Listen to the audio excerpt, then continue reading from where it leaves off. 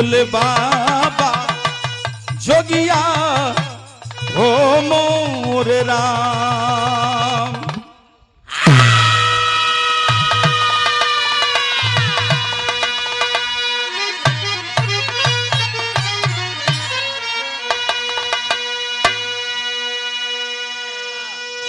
आई तापती में नदी जिनके हुंकार से हरदम देगा पदुर्गा भवानी रही। जिनके भुजबल का फहरा पताका सदा बलिया गढ़ गौरा जिनकी निशानी रही। जंग में रंग जिसने लहू को चुना कि हौसला की जिगर में रवानी रही। अरे जिनके हिम्मत का लोहा जमाना ने माना अरे रानी चनवा भी जिनकी अरे दीवानी रही।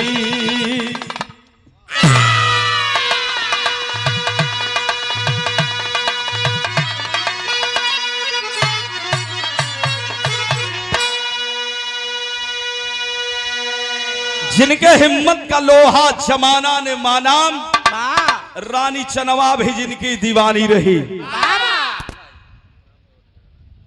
वीर लोरी बुड़कुब्बे का बेटवा सौरू का भैया ऐसन वीर रहलन जैसन कि पहलवान लोग जुटल भरे भैया। गजब का कलैया गजब का कुश्ती रहल। तब वीर लोरी समता मूलक समाज का स्थापना करे बदे उनका अवतार भइल रहल। उनके संगे हर बिरादरी के लोग रहे। बाठे चमार रहलन, अजय धोबी रहलन, रुपन बारी रहलन, यानी पूरा पीडीए बना के चले का। हर बिरादरी के लोग वीर लोरी के साथ में रहल। यही से कहल गई कि वीर लोरी समता मूलक समाज का स्थापना करे वाला वीर रहलन। यहाँ एगो कव्वाली है मालिक। कौन कव्वाली बा?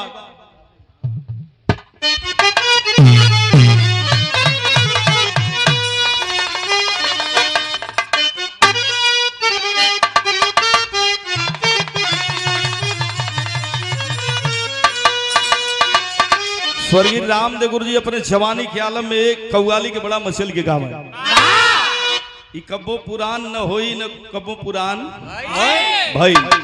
कैसे गाँव है कि काबे में अरे काबे में अरे तेरा जलवा काशी में न जाता है।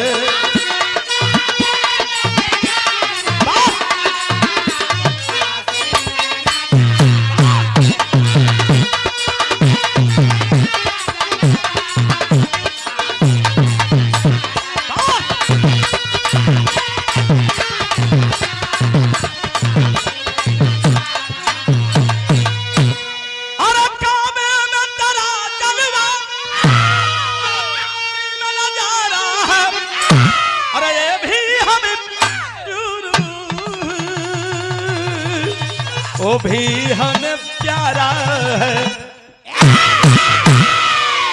लेकिन वीरन बद एक लाइन लिखलन कवि जी, वीर मंजिल तलाशता है पीछे मुड़ के नहीं देखता।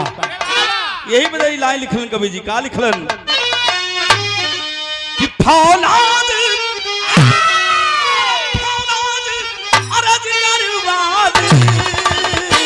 मरने से नहीं डरते।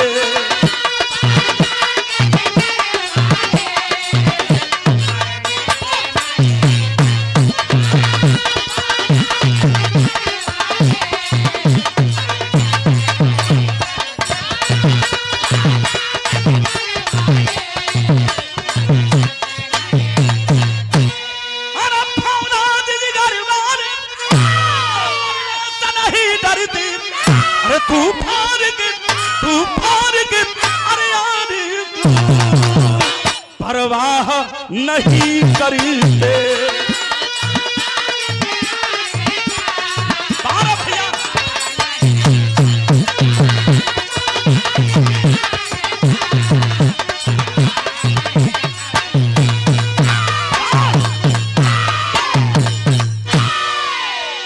सही है भैया।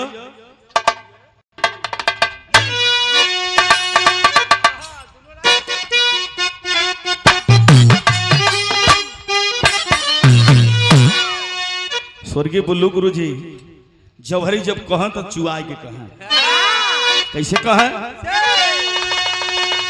कि वह मर्द बहादुर होता जो तूफान से टकराई, दुश्मन का चीर कसीदा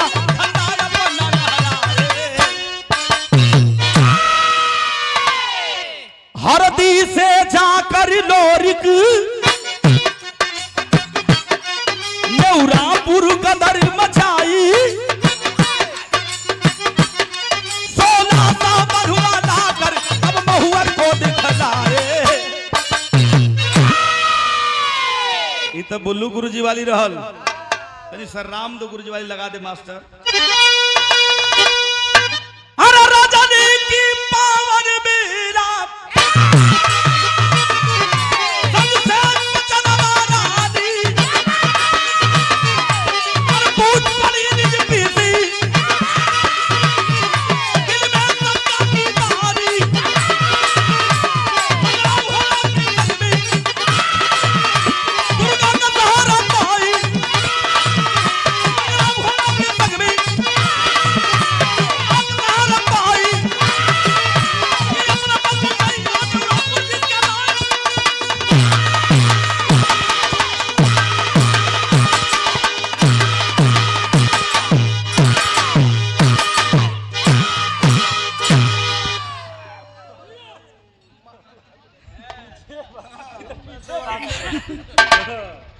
ये अपने लंबाई का फायदा उठा लिया। अरे अमन बीरस में हो गए नहीं है जाना तो फौज से लौट के आल हो, फौजी हो, पहलवान हो राकेश जी। अब बिरहा से इतना प्रेम हो कि अमन के संग बिरहा में नौकरी छोड़ देना। वाह नहीं 15 साल कई के आल हो। हाँ तो हम होम गार्ड में रहिला, कम मत बुझिए हम के कौने में होमगार्ड। होमगार्ड इस समय होमगार्डन का बहुत बढ़िया तनख्वाह हो। होमगार्ड भैया लोग देखा बड़ी किस्मत तेज हो, इसमें तनख्वाह सरकार अच्छी दे रहल बा और बराबर ड्यूटी भी मिलत बा। तो हमारे शासन प्रशासन के लोग हैं, आपका भी बहुत बहुत हार्दिक वंदन स्वागत करते हैं।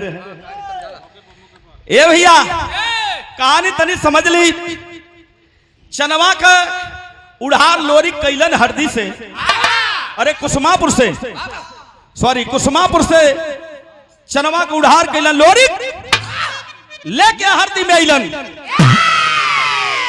हरदी में जब अलन थे जंगल में पहुंचलन, कलन की ये हमार सोना तनी से महुआ के पेड़ के नीचे बैठा आराम करा, तपत धूप जेठ का महीना रहब कर, प्यास लगल है लोरी के, सोचलन कि कहीं पानी मिल जात, कहीं तालाब पोखरी तो तनी पानी पी ले। कहीं पानी ना है जंगल में, एगो झोपड़ी देखलन, झोपड़ी के देखत गईलन तो झोपड़ी का नजारा का रहल। वो झोपड़िया में अति सुंदर लड़की है, कन्या, जौने लड़की का नाम है जमुनी। जमुनी पानी के जगह मदिरा बेचत रहल, मतलब दारू शराब बेचत रहल। लोरिक फिट्टा जवान हट्टा कट्टा पहलवान पहुंचल तो जमुनी देखत हो, देखती रह गई, मोह गई कि अरे बाप रे बाप, बड़ा मर्द देखली, लेकिन मुसुक ऐठल है, गर्दन चढ़ल है, अरे बाप रे बाप, ऐसा मर्द हम जीवन में देखबा न कैली। हंस के कहलस कि ये मनई, अरे तुहार नाम कहाँ से भाग के चली ला रजाऊ। लोरी कला है ना, बाद में पूछिया, पहले पानी पियावा। आत्मा जुड़ा पहले और सुराही उठौलस कल ला तो के पानी पियाओ थी। देखा प्यास लगल है लोरी के, अब पानी के जगह वही सुराही में से पूर्वत से उजुरी लगाए के लोरी घुटुर घुटुर मदिरा पी गई। जब मदिरा पी गई ना झुलमुलाए लगल लोरी, चनवा से सुघर झमनी लगल बदलत थे यार। लोरी कहलन कि अरे बाप रे बाप, कौन पानी पिया देलू घुमटाया था कि साला ई लगत बा धरती आसमान कुल एकदम चक्कर देता घूमत बा। ढाक के कहलन इ नशेली पदार्थ खिया के हमके डवाडोल कैले उ सुना, हमार दुल्हन जान जाई तो हमारे को पद ना छोड़ी। लिया के जमुनी खटाई खिया देलस, कलाई पकड़ के ले गई ले गई है राजा मऊहर के दरबार में। लोरी कलन कहीं नौकरी चाकरी मिल जात, नहीं न मिली दुल्हन है तो हमारो गुजारा हो जात। राजा मऊहर के दरबार में लेके गई हो। राजा मऊहर कहलस कि अरे भैया के हुआ तू? जमुनी कहलस कि बीर लोरी खवा गड़गौरा के इनकर दुल्हन है चनवा इन नौकरी खोजे आल हो। तो राजा मऊहर हंस के कहलस ये भैया तू कौन बिरादर हुआ? लोरी कहला कि हमार नाम लोरी ख जात हम वही रहिला गाय भैंस चरावे वाला। तो मऊहर राजा कहलस कि अच्छा तो ही रहुआ, तो गाय चरावे वाला तो के डिप्टी नौकरी मिली। लोरी डांट के कहलन राजा मऊहर, अरे कौनो लड़ाई वाला काम ना मर्दबा, वीर वाला काम दाई। हमार बिरादरी तो गाय भैंस रखबे करेले, लेकिन कोनो लड़े वाला काम दा वीरताई वाला काम। राजा मऊहर सोच गयल कि लगत है वीर हो। कहलन कि हमार 1600 पहलवान पट्ठा पहलवानन के हरेवा का राजा हरेवा हमारे 1600 पट्ठा पहलवानन के बनले हो। सिरसागढ़ वाला अगर हमारे पट्ठा पहलवानन के छोड़वा के लिया देवा तो मानव की वीर हुआ, नहीं तो जानव की वीर ना हुआ। इस भाव पर उमेश यादव क्षेत्र पंचायत सदस्य बड़ा गांव सभा पट्ठा पहलवानन के छोड़ा के राजा मऊहर के दे दहलन। अरे बाप रे बाप, राजा मऊहर बड़ा खुश भल कि अरे बाप रे बाप, तो हम तो चरवाहा जानत रहली, लेकिन हे लोरी तू वीर ना महावीर हुआ। ला तो उत्तर दिशा का तोके ठे राजा दे देती, जा चनवा के संगे चानी काटा। ये भैया लेके लोरी चनवा के चलना है। जब महल में प्रवेश कैलन, जो ही खटिया पर बैठलन है तो उनके चनवा गई है करुआ का तेल लेके आई हो। सोचत बाकी राजा जी हमार लड़के आल हो, थकायल हो, तरुआ में घर्रा मारते हैं। हाँ वैसे लगल पैर मिसे शरीर के लगल दबावे, लोरी के नींद आ गई तो चनवा छिकी कटलस, उठ के लोरी बैठ गई। चनवा कलस की राजा हाथ हुआ सुतत हुआ। हमारे दिल में एक सवाल है। चनवा से कहलन लोरी कौन सवाल है बताए दा। कहलस चनवा की बतावा कि नेउरापुर का लड़ाई अपने बल पर जीतला कि माई दुर्गा के बल पर की मंगरा घोड़ा के बल पर जीतला। तो लोरी डांट के कहलन कि मेहरारू का जात छौ, बड़ा पिट पिट पिट पिट बोला छौ। सुना नेउरापुर का लड़ाई कैसे जीतली? लोरी कहलन यहाँ गीत लगल मालिक। कौन गीत बा?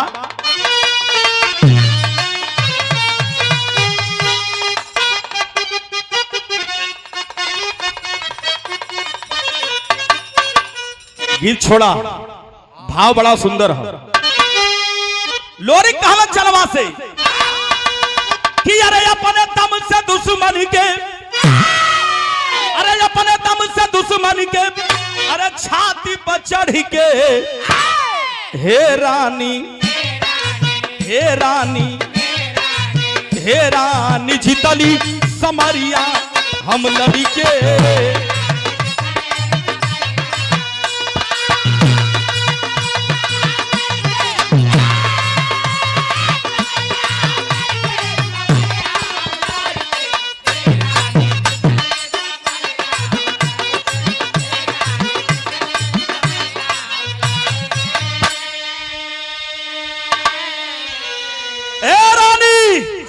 अपना दम से नेउरापुर का लड़ाई जितली सुना अरे जे हर घूमल अरे हमारे तलवरिया अरे पैरी का खाली दिखाई मौरिया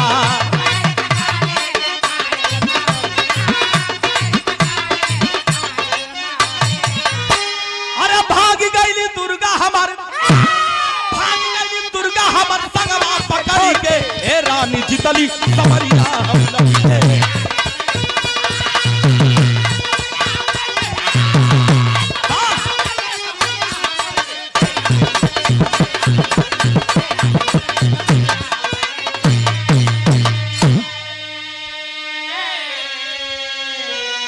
डांट दल चनवा के कि दुर्गा मुर्गा का बात करत हो अरे अंगरा मंगरा का बात मत करा अपने भुजा के बल पर बिजुलिया खां तलवार लेके नेउरापुर का लड़ाई अपने दम पर जीतली अब देखा लोरिक के यहाँ वीर लोरिक के यहाँ घमंड होता जीत का बधाई देव बदे माई दुर्गा अपन स्थान छोड़ के लोरिक के यहाँ आवत रहली तब तक महल के एकदम सटीक खड़ी है तब तक आवाज आयल कि अरे लोरिक चलवा के डाटा थुवन के राज ए मेहरारू का जात दुर्गा मुर्गा अंगरा मंगरा का बात करे तू अपने दम पर लाई जितली अरे बाप रे बाप इतनी बात सुन के माई दुर्गा का हालत का है यहाँ एक थे बड़ी कचाका गीत लगल है मालिक कौन गीत बा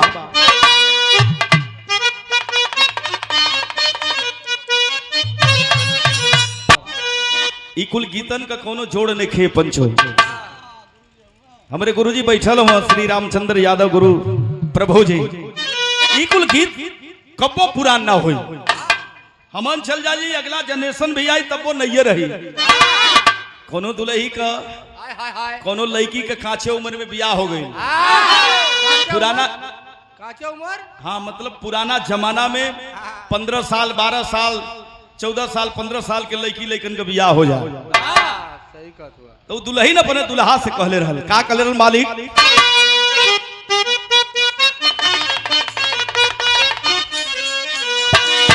कहले रहल कि तनी ले इला हो अरे तनी ले इला हो अरे तनी ले इला हो बलमुआ हमके को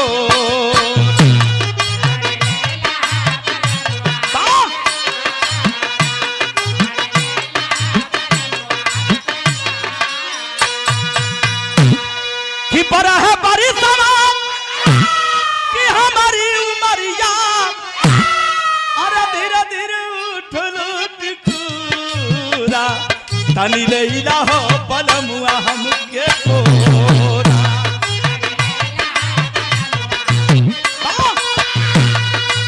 सही है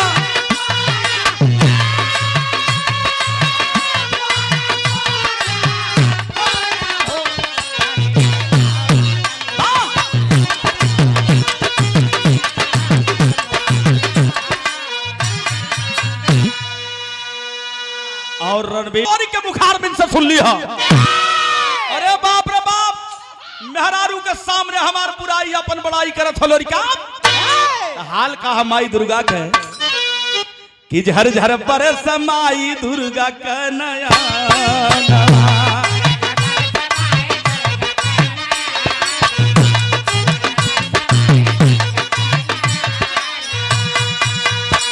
कि बजरा का छतिया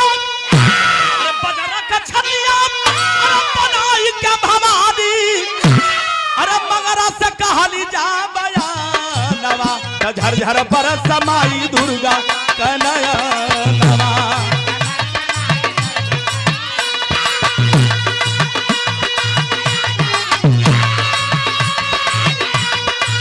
बारह बछरू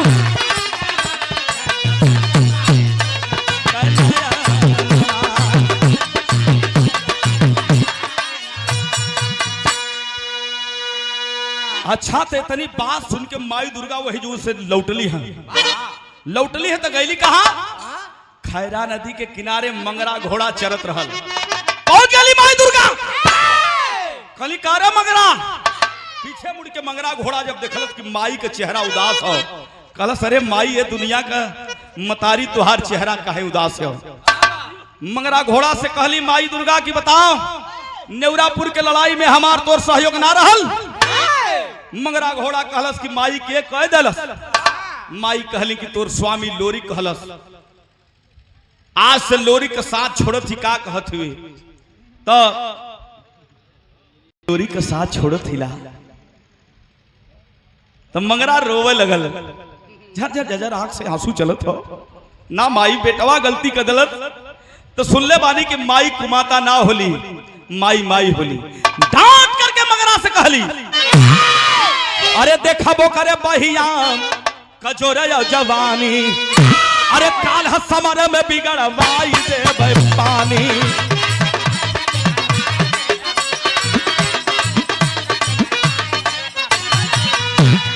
आधी रात कर मालिक आधी रात कर मालिक अरे कहानी जगा की अरे चला लोरी का काट कर दानवा झर पर समाई दुर्गा कर नया नवा।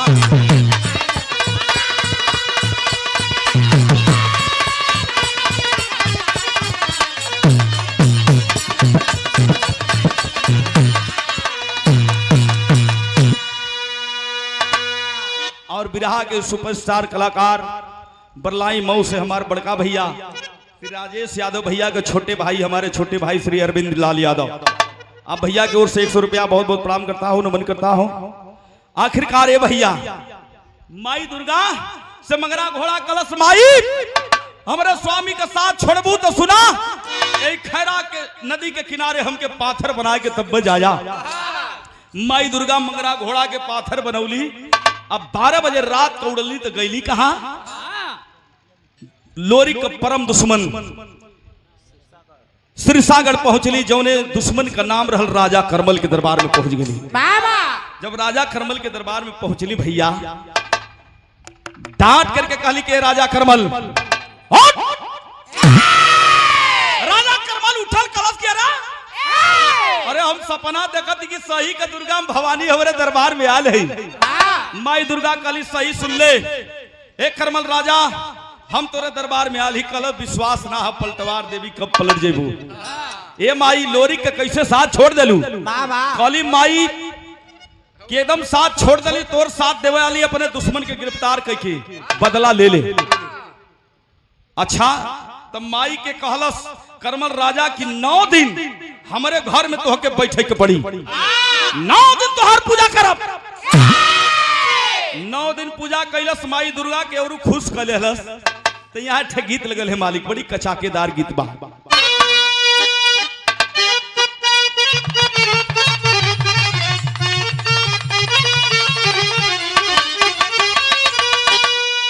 ई गीत करेजा मांगे ले स्वर्गीय रामदेव गुरु जी का स्पेशल गीत रहल।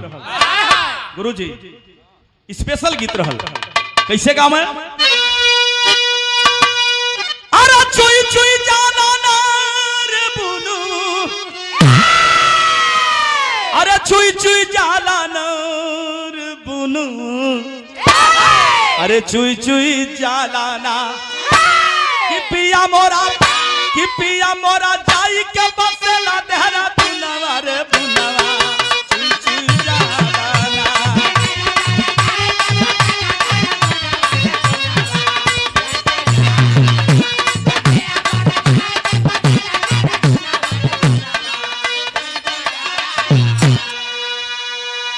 स्वर्गीय रामदेव गुरु जी एक लाइन और कहे अरे केतनो सटाई सटत नहीं बुनवा लागत आयस गुनवा ओ रामा।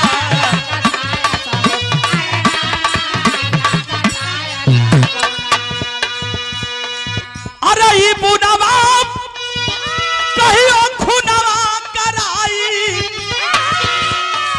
ई बुनवा कहियो अरे खुनवा कराई बाढ़ता तिरु दुनूर बुनवा चुई चुई जाला ना।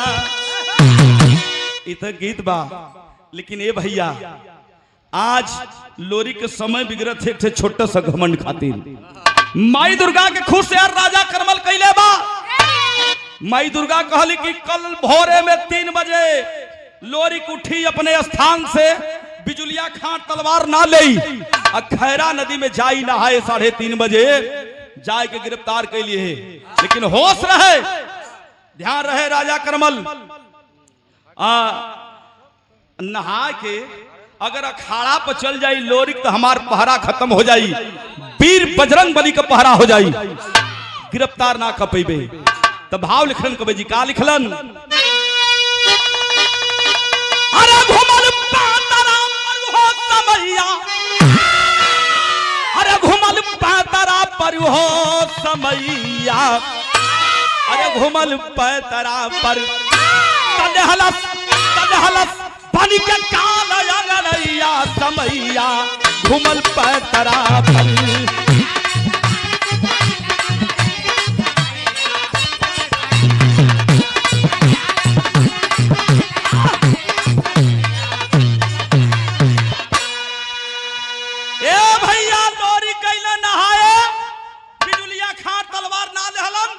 सोचला हमार केहू करबे का करी, लेकिन बारे दुनिया का मालिक बारे दुर्गा माई है रचना कैले बाणी, सेना सजा करके इंतजार में खड़ा है लोरिक का दुश्मन राजा करमल।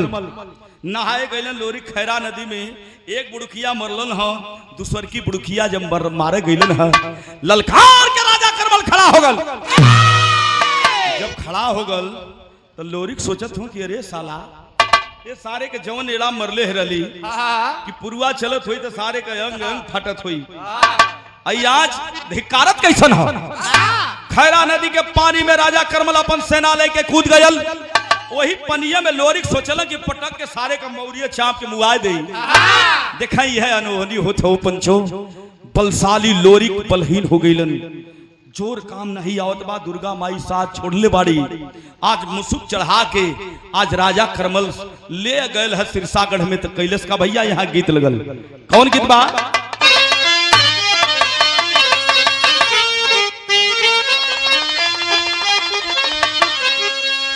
कि तरह नरियरवा का बारी,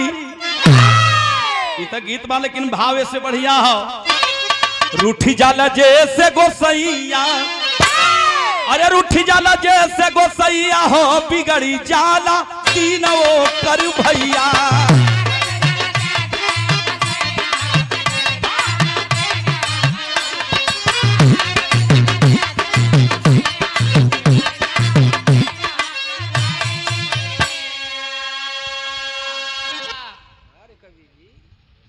और ये आशीर्वाद आयल, बिगड़ जाला दीन होकर भैया। राजा करमल अपने दुश्मन लोरी के पौलस तक कैलस का, न हमें खपचारी, न हमें खपचारी, ना क्या गुल्ली ठोका की, अरे लाद दिया पिठिया पर कोल्हू मंगा की।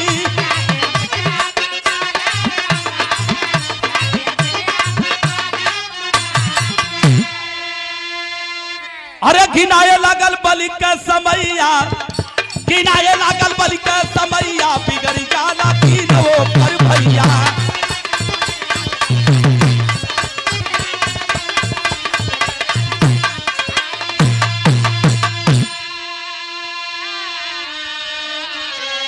आए हाय, गिरफ्तार तो कर लिया लोरिक का राजा करमल, ले गल सिरसागढ़ राजधानी में।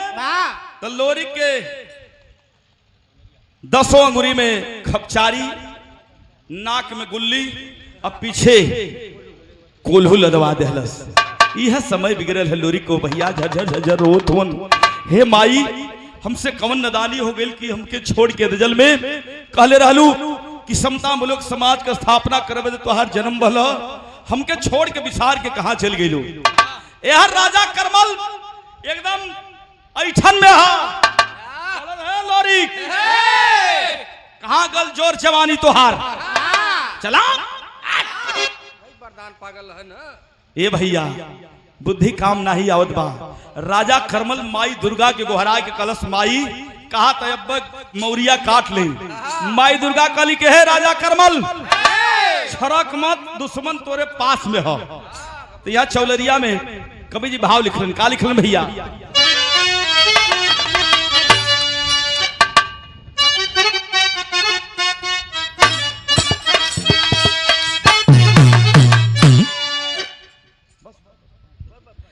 ए भैया आज कैसे इठन तोरा था लोरी खाती राजा करमल आवा। अरे तब पगड़ी बांध के करमल तोड़ा,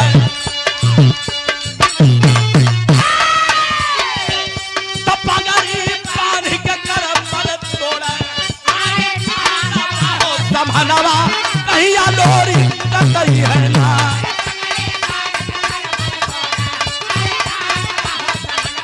कहिया लोरी कतई है ना।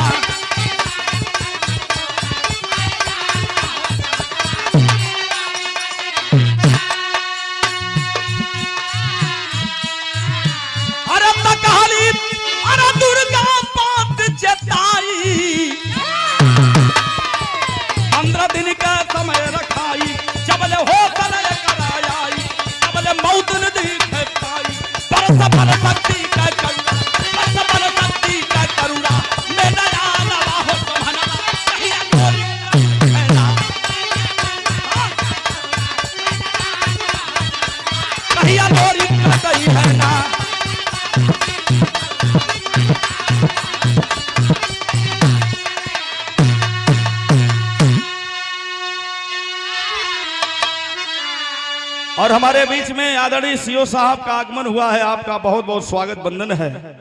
और बहुत जल्दी साहब और मात्र 5-7 मिनट।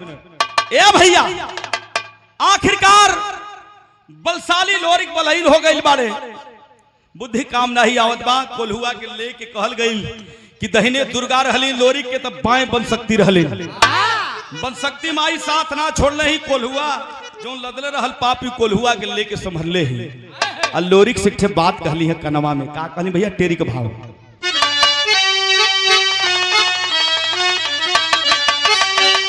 अरे कहली कि अरे बिरताई का देखई बा जंग में,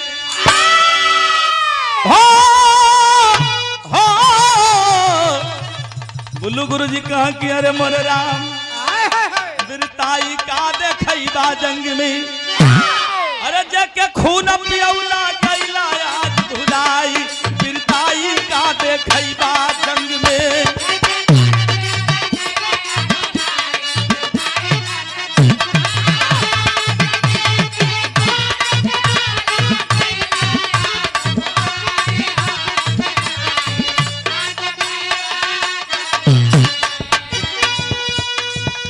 देरी के बाद देखा ये पुरानियन गुरु जिलों कई थाती है।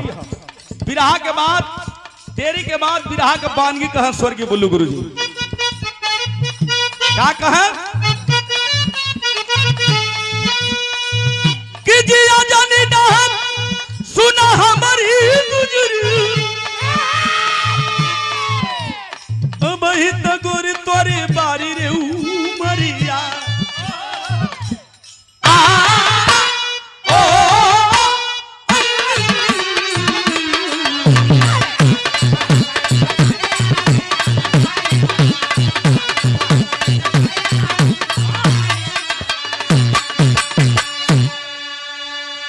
अच्छा तो माई बन सकती अपने बड़की बहन दुर्गा की गोहरावत है कि बहनिया, अरे नदानी का दलस लोरी तक का गर्दन काट ले बू, कटवा ले बू, लेकिन तब वो सुनवाई ना हा।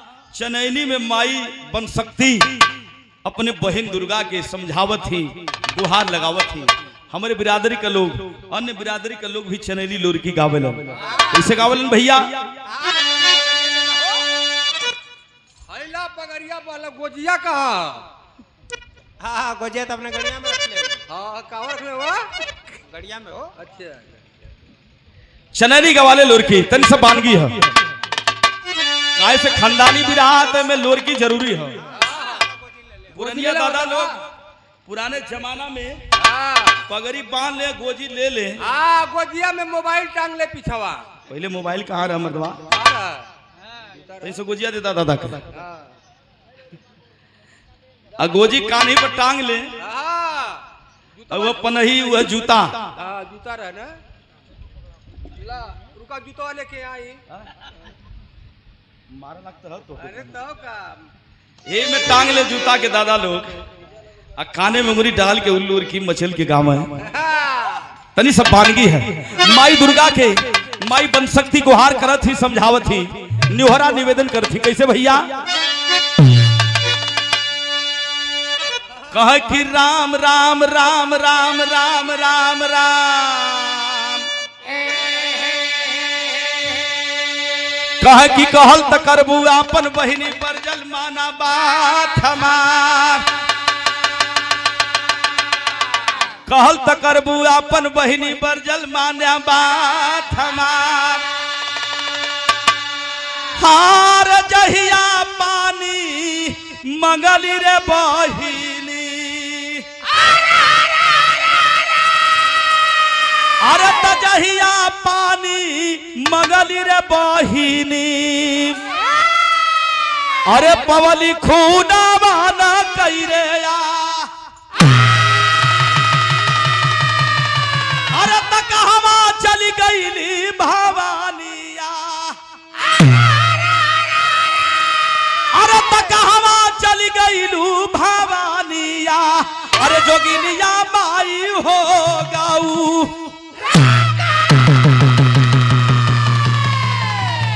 तब बिराह में बजे लगल ढोलक हारमोनिया करताल बजे लगल कैसे गवाले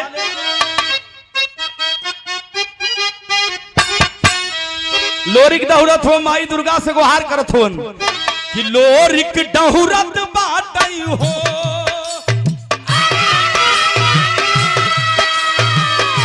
त दुखना बहुरत बाटई हो अरे हिनताया जाया वह बीरा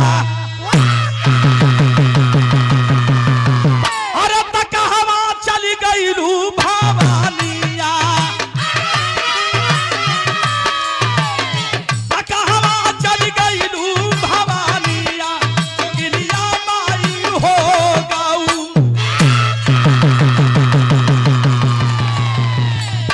तब वो सुनवाई ना भई आखिरकार माई दुर्गा अपने हट पड़ी गई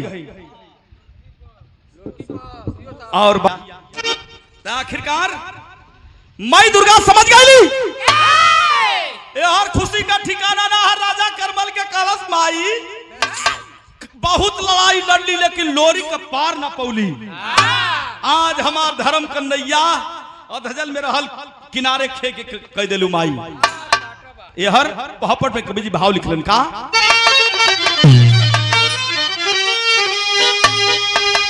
अरे चेकर लोगवा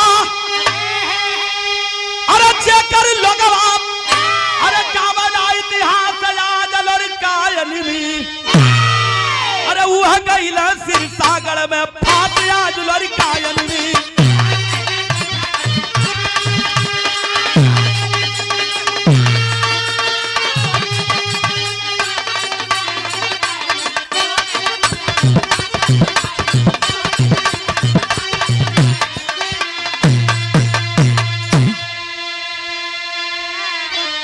देखा माई तो मैये होले कल गए बेटा भले कपूत हो जा लेकिन माता को माता नहीं होती है। माई दुर्गा कैली का लोरी के सामने न जाई लेकिन करब का अरे देख भगवती हालत हर दीप अरे चनवा पास में आई हो तो हर जीवन साथी काल दरबार में काटल जाई हो अरे राखियो है मन का सपना आज खास लोरी का गड़गौरा कह होई वीर कह अरे नासया दुलरी का चनवा के पास पहुंचली दुर्गा माई कली करे चदरा तान के सुतल है 14 दिन हो गल तोर पति तोरे मांगी के सिंदूर लोरी कहाँ हो चनवा उठ के हाथ जोड़ के खड़ी भइल कलश की दुनिया के मतारी जकरे संगे तो हमारे पति के हमारे सिंदूर के कुछ नहीं हो सकला महारानी माई कली यहाँ तक गजब हो गल गलती बोलत हई घमंड हो गल लोरी के नाम ओकर दुश्मन सिरसागढ़ वाला राजा करमल गिरफ्तार कैले ह कल 15वां दिन ह परसों 16वां दिन ओकर हत्या कर दी। हाय हाय हाय हाय माई दुर्गा एक लाख का बात बताओ थी घमंड के भल रहल वैश्वरिया में कहा कहली के 1 लाख पूत 1.25 लाख नाती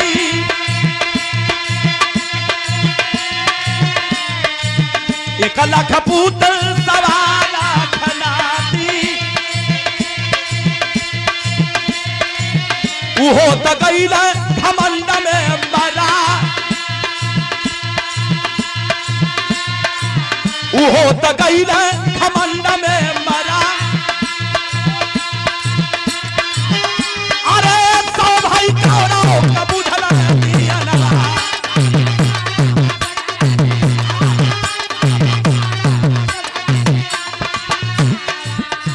अरे खुनवन से गईली धरती है राना अरे खुनवन से गईली धरती है अरे लोरी का नाजया जपाई माई दुर्गा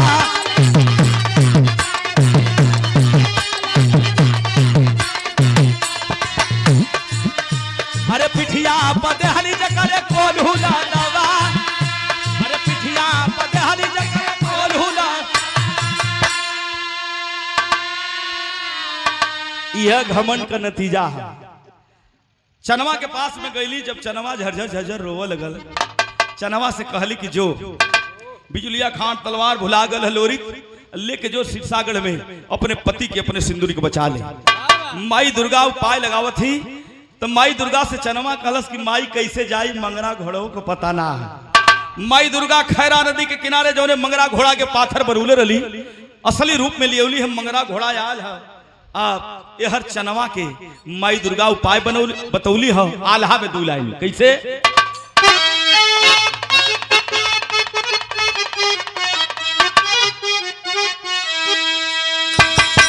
हमारे गाजीपुर का हनीफ दादा आल्हा गांव में तरी सबानगी है दू लाइन पंचो कैसे ठेगुनिया जा हनीफ दादा ढोलक लेके ढोलकिया देता हो लंबू महाराज तेन सब पैर फैलाइए हाँ लेला ढोलकिया हनीफ दादा गावत रहलन कैसे गावे माई दुर्गा चनवा से कहली तोरे बाप का परम दुश्मन लोरी खा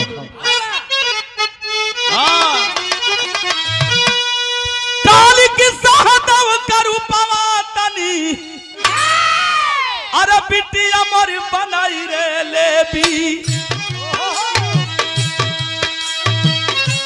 मंगरा घोड़ावा के अपने कई रे तैयार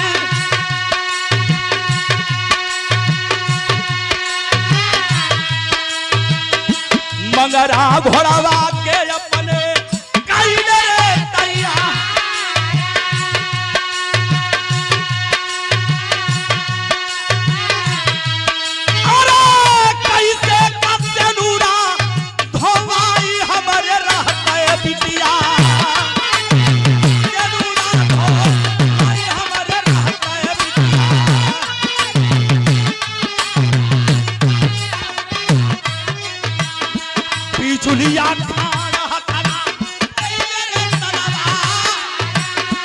पिचुलिया खाड़ हथवा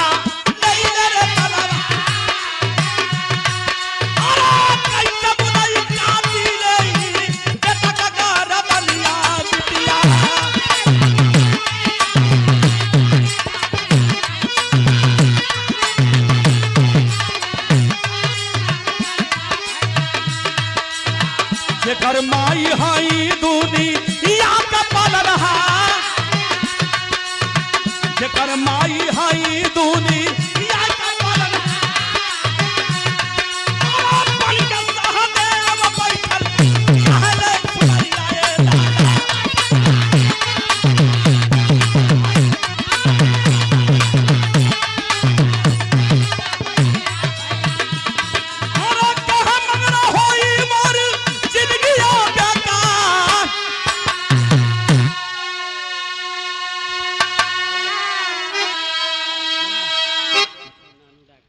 श्री सुनील यादव श्री नानहो डॉक्टर साहब पशु डॉक्टर की ओर से ये सुंदर माला इस भाव पर बारे बिरहा यह बिरहा मारे धरती मऊ की धरती ये कलाकारों की धरती है पहलवानों की धरती है वीरों की धरती है ये 500 रुपए का आशीर्वाद बहुत बहुत प्रणाम बा।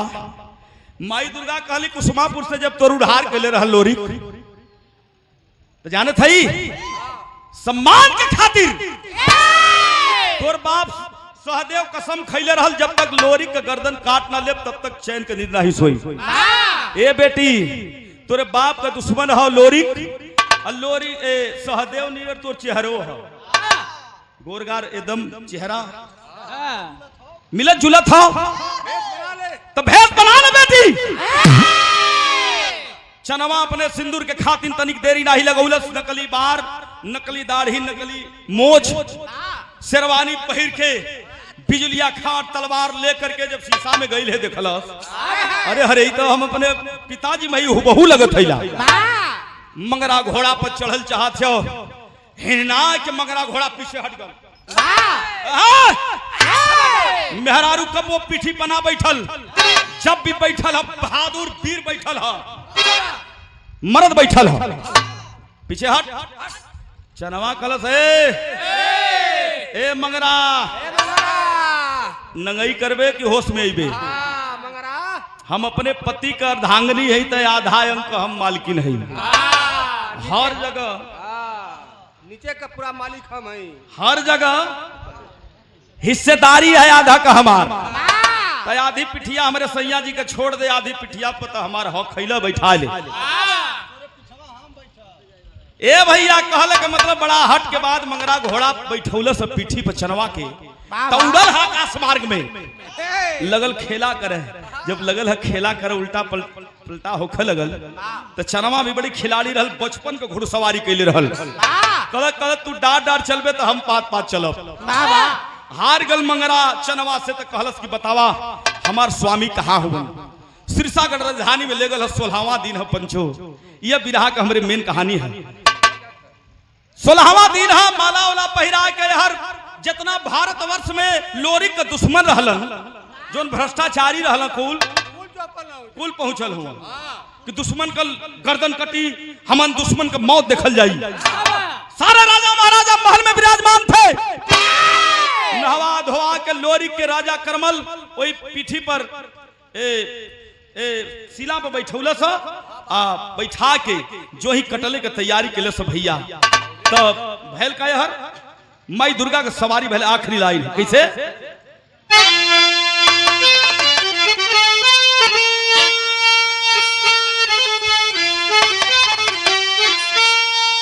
जो ही तलवार तान के ही तरह मारे गल है तो सहदेव के रूप में चनवा पहुंचल है। कलश के हे खबरदार लोरी खमार दुश्मन हुवन। राजा करमल कलश के रे कहाँ रहा भैया बोले लाठी का बड़ा सही समय पहला लाही तलवार और हमारे दुश्मन अपने दुश्मन के गर्दन काट दा। चनवा कलश देखा अपने पिताजी के आवाजियों में बोले तो कलश सुना भैया ए करमल अपन तलवार रखा हम अपन तलवारिया खुदा ले ले। ए भैया तनी से पीछे हटल है राजा करमल बिजलिया खाट तलवार निकल से चनवा आ लोरी की ओर इशारा कैले से लोरी तकल तक कच दे आंख मरल। कैसे मरला कच दे मरलस। कलश का हो आंख से बात होती है। लोरी समझ गेलन के ओ हो हमार अर्धांगिनी आ गेली। वाह पति पत्नी का रिश्ता। आज बिजुलिया खान तलवार निकाल के आ लोरी के ऊपर फेंक देले बाड़ी। शक्ति तुरंत उत्पन्न भइल बाप। आज सिरसागढ़ का महल एकदम जंग के रूप में बदल गई। लड़ाई लग गई लो भैया। तब भाव लिखन खड़ी का कैसे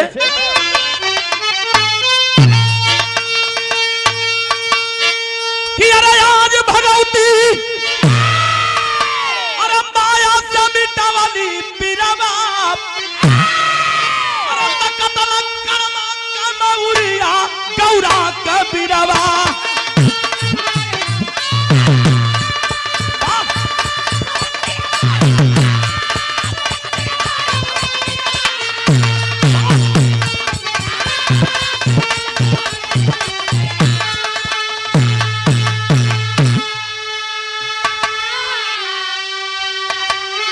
आखिरकार लोरी भी एकदम माई का कृपा भाई लोरी क्या तुरंत दुश्मनन के मार के अब पकड़ के राजा करमल का गर्दन वही बिजलिया खाट से खच से काट लेलन। चनवा तनिक देरी नाई कैला तुरंत मंगरा घोड़ा पर बैठौलस कलश यहाँ से भगा। लेके भगल है माई दुर्गा के चौरी पर। कहल कि बड़ा घमंड कैला, याद कराओ महल में पूछले रहली तो कहले रहला कि वो लड़ाई में नेवरापुर के दुर्गा मुर्गा के केहू हमार सहारा ना कहले रहल, वही का सजा हो गैला लोरिक माई के चौरी पे। तो भैल का भैया करन ही घमंड पर आज लोरिक पछताई की, माफी मांगा दुर्गा चरनिया में जाई की।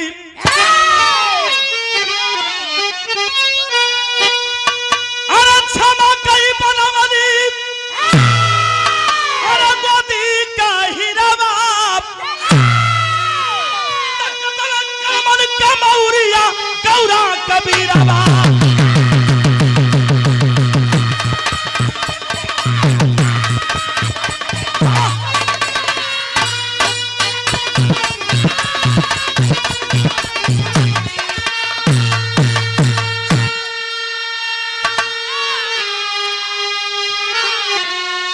यही से विरह का शीर्षक रहल कि जे घमंड करी ओकर घमंड टूटी, चाहे इंसान हो चाहे भगवान हो।